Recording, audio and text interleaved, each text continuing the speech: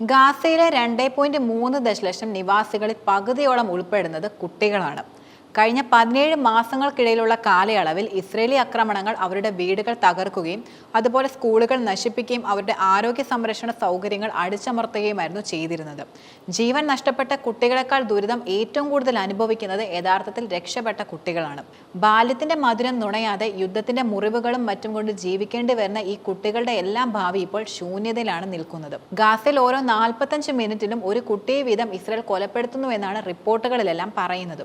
കഴിഞ്ഞ 535 ദിവസത്തിനുള്ളിൽ പ്രതിദിന ശരാശരി 30 കുട്ടികൾ കൊല്ലപ്പെട്ടു എന്നാണ് ഇതിൽ നിന്നും കൂടുതലും വ്യക്തമാകുന്നത്. 2023 ഒക്ടോബർ 7 മുതൽ ഇസ്രയേൽ കുറഞ്ഞത് 17,400 കുട്ടികളെയാണ് അവരുടെ ആക്രമണത്തിൽ പ്രധാനമായിട്ടും ഇല്ലാതാക്കിയത്.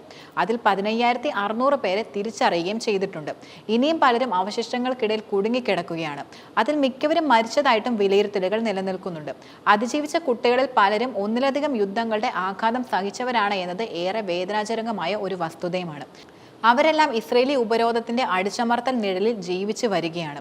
ജനനം മുതൽ ആ കുട്ടികളുടെ ജീവിതത്തിലെ എല്ലാ വശങ്ങളിലും യുദ്ധം കാര്യമായ സ്വാധീനം ചെലുത്തിയിട്ടുമുണ്ട്. ഗാസയുടെ ഭാവിയെ ഇല്ലാതാക്കാൻ ശ്രമിക്കുന്ന ഇസ്രയേൽ ഇതുവരെ ഇല്ലാതാക്കിയത് യഥാർത്ഥത്തിൽ 1 വയസ്സ് തികയാത്ത 825ഓളം കുഞ്ഞു കുട്ടികളെയാണ്. ഇവയ്ക്ക് പുറമെ 1 വയസ്സുള്ള 895 കുട്ടികളും 2 മുതൽ 5 വയസ്സ് വരെ പ്രായമുള്ള പ്രീ സ്കൂൾ കുട്ടികളായിരിക്കാം മരിച്ച 3266 കുട്ടികളും അതുപോലെ 6 മുതൽ 10 വയസ്സ് വരെ പ്രായമുള്ള 4032 പേരും 11-നും 14-നും ഇടയിൽ പ്രായമുള്ള 3646 കുട്ടികളും എന്നിങ്ങനെയാണ് ഇല്ലാതായത്.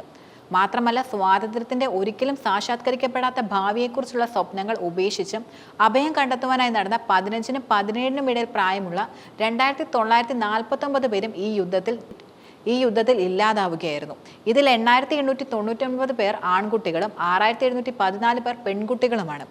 മാർച്ച് 18-ന് ഗാസ മുനമ്പിലുടനീളം ഇസ്രയേൽ സൈന്യം നടത്തിയ ക്രൂരമായ ആക്രമണത്തിലും ഏകദേശം കുറഞ്ഞത് 183 കുട്ടികളെങ്കിലും ഇല്ലാതായിട്ടുണ്ടെന്നാണ് റിപ്പോർട്ടുകളിലെല്ലാം വെളിപ്പെടുത്തുന്നത്. ഒഴിഞ്ഞുകിടക്കുന്ന സ്കൂളുകളും ഗ്രൗണ്ടുകളിലുമെല്ലാം ഇനി എത്തുവാനായി ഗാസയിൽ കുട്ടികളില്ല എന്നത് ഒരു യാഥാർത്ഥ്യമാണ്. ഗാസയിലെ കുട്ടികൾക്ക് മാനസിക സഹായം നൽകുന്നതിനുള്ള വ്യവസ്ഥകൾ പാലിക്കപ്പെടുന്നില്ലെന്ന് മാത്രമല്ല, നേരെ മറിച്ച് കൂടുതൽ വഷളാകുകയും ചെയ്യുന്നുവെന്നാണ് സേവ് ദി ചിൽഡ്രൻ അവരുടെ റിപ്പോർട്ടിൽ ചൂണ്ടിക്കാട്ടുന്നത്. ഉപരോധത്തിനും നിരന്തരമായ ബോംബ് ആക്രമണത്തിനും ശേഷം ഗാസയിലെ കുട്ടികളുടെ മാനസികാരോഗ്യം യഥാർത്ഥത്തിൽ തകരുന്ന അവസ്ഥയിലാണിപ്പോൾ ഉള്ളത്.